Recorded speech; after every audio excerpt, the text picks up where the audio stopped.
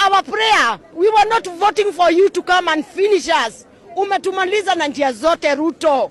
Umetumaliza kibiashara. Umetumaliza na kila kitu. Watoto wetu hawasomi. Tunakuja hapa hospitali. NHF umetumalizia. Hatujui unataka kutupeleka wapi Ruto.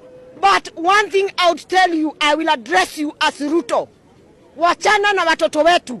Ladies and gentlemen, I'm doing this video using Raila Amolo Odinga just as an example that the opposition leaders must learn from. What do I mean by that? Raila Amolo Odinga ignored the Mount Kenya support. He ignored them immensely. And let me tell you this. Some of you might be asking, Raila Amolo Odinga chose Mama Martha Karua to be the running mate. Wasn't that a Kikuyu? I don't deny. That was a Kikuyu. And in fact, whatever he did, that was right. Some of you could be asking that Uhuru Kenyatta was with him. Wasn't that a Kikuyu? No, he did not ignore Uhuru Kenyatta. Uhuru Kenyatta was with him, 100%. But now, the question that we must ask ourselves, after having Uhuru Kenyatta, having some other leaders backing him, having even Jubilee Party supporting him, having the Mount Kenya billionaires, did Raila Amolo Odinga ask himself, do I have the Kikuyu people, the Mount Kenya people?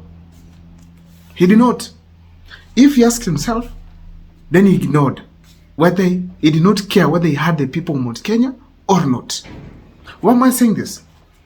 Up to just before the election period, the elders of Mount Kenya were still sending mixed signals. Some, you see them speaking in support of Ruto. Others speaking in support of Raila Amolo Odinga. Others doing things that are not understood. The mixed reactions from the elders was a clear indication that even them, they are getting mixed reactions from the people of Mount Kenya. Raila ignored that. He went to Luo Nyanza, he got some specific elders, they came to Nyeri town, they exchanged goods, and now it was like a form of doing what? Bringing the mountain and the lake together. Ladies and gentlemen, after Raila finished that, he was contented. Another thing I have to tell is this. Raila Amolo Odinga saw some leaders supporting William Ruto, others supporting him, right from the Mount Kenya region. He did not sit back and ask himself, these people are supporting Ruto. Why are they not supporting me? So that they can be on the same page if I'm going to get the Mount Kenya support. Why are they not supporting me?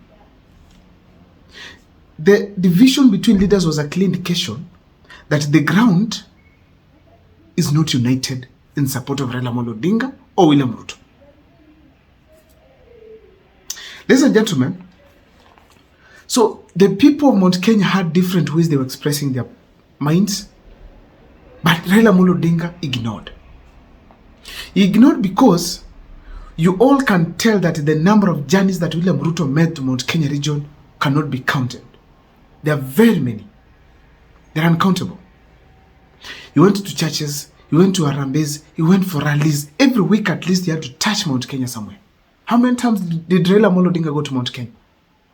How many rallies did Raila Amolo Odinga hold in the Mount Kenya region? A clear indication that Raila Amolo Odinga did not such bother to go for the Mount Kenya because he knew he had Uhuru Kenyatta, he had the system, and he had Martha Karua. Now, I feel strong that if Raila Amolo Odinga could have been interested more, probably he could have ensured that Martha Karua goes for the campaigns there. But did you see how Gachagua concentrated Mount Kenya? Nakuru, Lamu. Lamu is almost like Mount Kenya. Nakuru, Lamu. He went to the entire Mount Kenya region, went to Nakuru, Nairobi, just having meetings with the people of Mount Kenya. He went around. A clear indication that William Ruto knew the Mount Kenya, you cannot ignore getting the support of the people. You can have the leaders, MPs, MCs, senators, governors, but if you don't have the people, you're done. That is what Raila Amolo Odinga ignored. Now, I started this video by telling you this. I'm doing it deliberately to show you that when Raila Amolo Odinga ignored the Mount Kenya people, the consequences were William Ruto won against them. And therefore, it should be a warning to the opposition people. right from, leave alone, even Gachagua, all the way, they have to consider what the people of Mount Kenya are saying. And after that, you now face President William Ruto. On this particular video, I want to show you why specifically the leaders in opposition who are interested to become presidents and running mates need to take into account the support of Mount Kenya.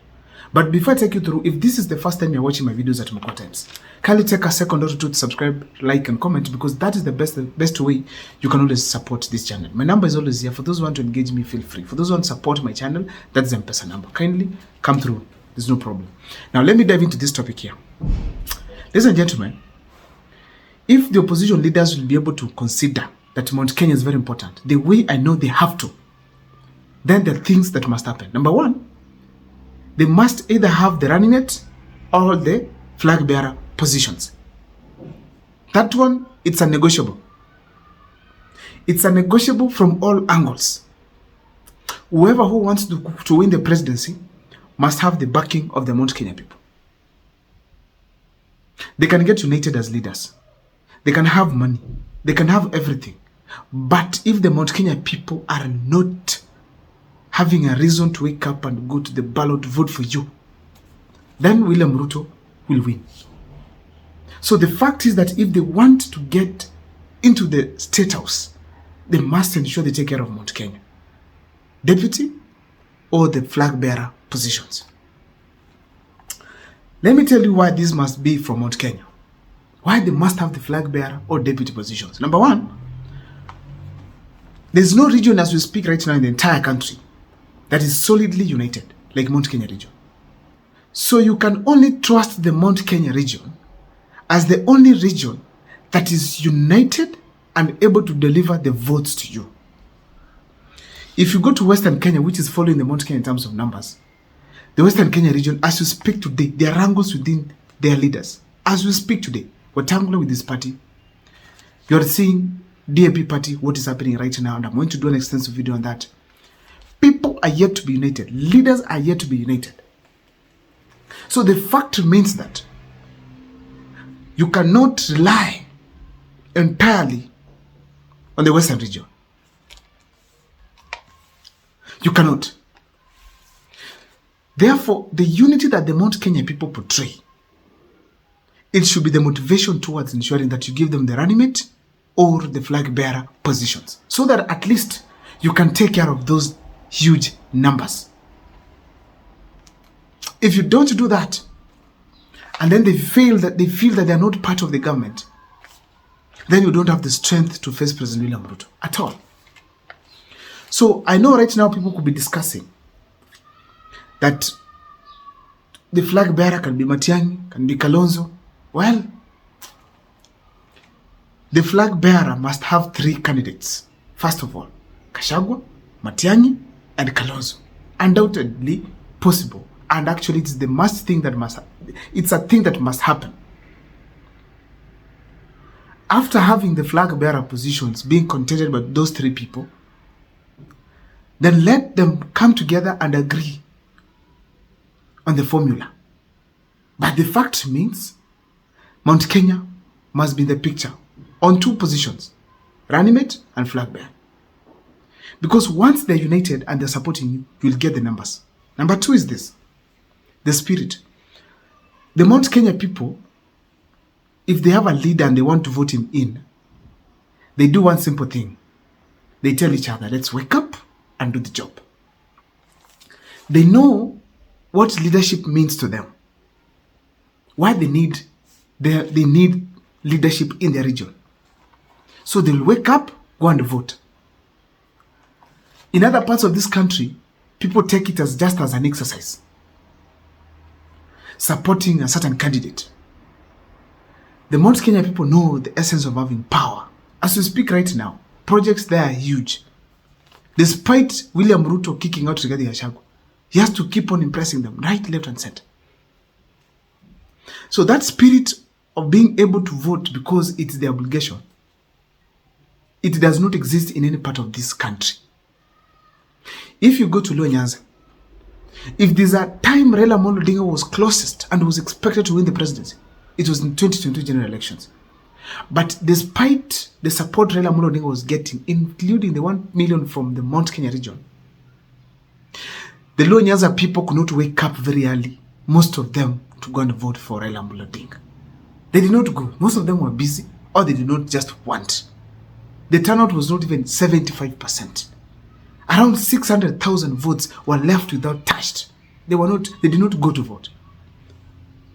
As a result, Raila Amolo Odinga lost immensely, narrowly, let me say narrowly, because 600,000 votes, if assuming 500 could have voted for Raila, 100,000 failed, Raila could have been beaten by 250,000 votes.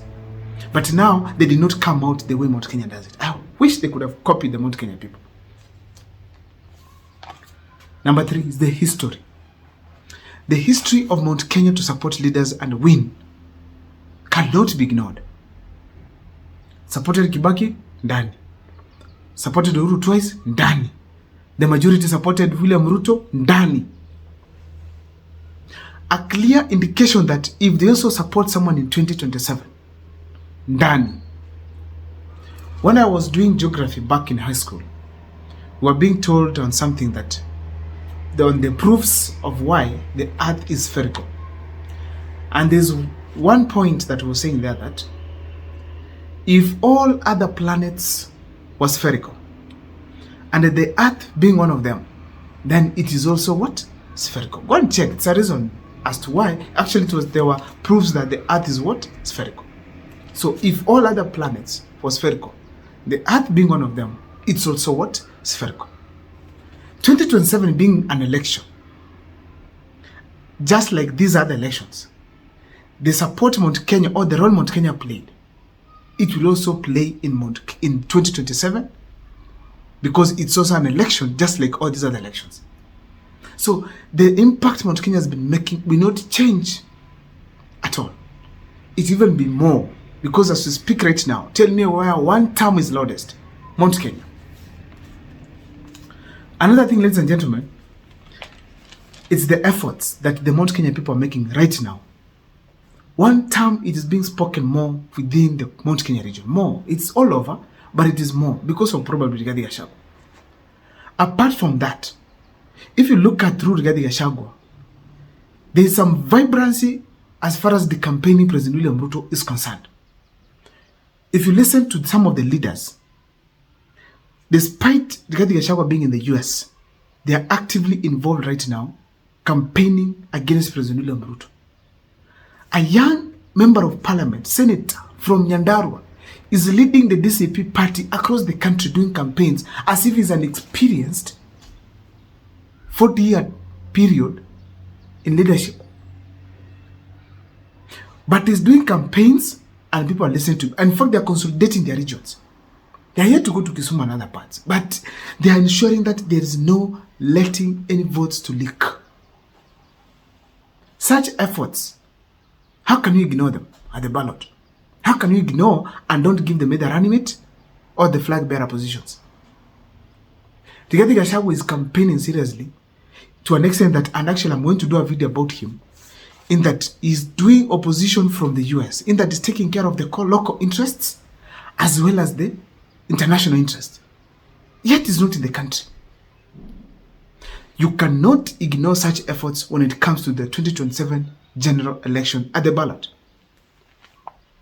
Lastly, the other factor you have to consider is Rigathi Gachagua. If the opposition will beat William Ruto, it's because of Gachagua. Not that Gachagua has money, big following, or what. Orator skills. That gentleman, when he gets the mic to speak, William Ruto gets destroyed. It trembles. So whether we like it or not, Gachagua is a factor to consider in 2027. I don't know what is your take, but ladies and gentlemen, in the comment section, feel free to share with me, because we are engaging here and I get to learn when you engage me. Thank you so much for watching my videos. God bless you. See you next time for more videos.